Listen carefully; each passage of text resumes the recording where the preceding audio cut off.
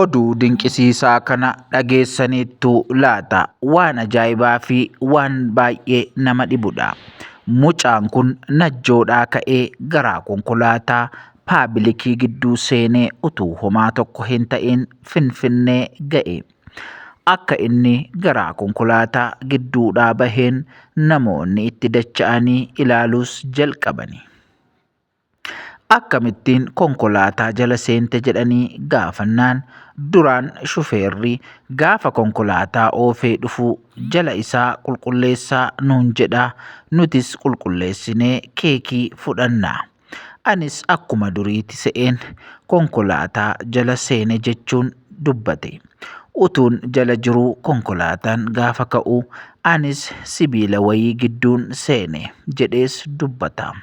Mucaan kun najjoo ture malee dhalataa Dambidoollooti yookaan immoo dhalootaan mucaa Qellem Wallaggaa magaalaa Dambidoollooti. Namoota konkolaataa sana keessa turan keessaa tokko waajjira poolisiitti mucaa kana geesseera.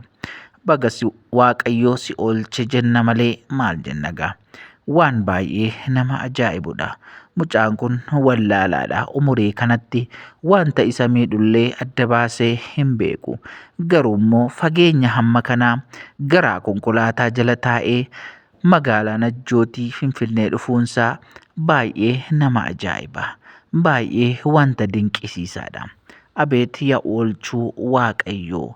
Waaqayyo namaa wajjin taanaan, Waaqayyo nama oolchinaan wanti tokko illee namarra hin ga'u.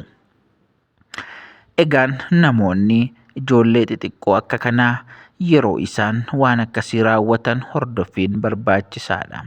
Akka isaan wanta akkasii hin gooneef shufeeronnii fi namoonni naannoo konkolaataa akkasii hojjetan illee eegumsa barbaachisa akka godhan gamanumaan dhaamna. Waaqayyo bara keessan haa eebbisu. Yeroo gaarii qabaadhaa.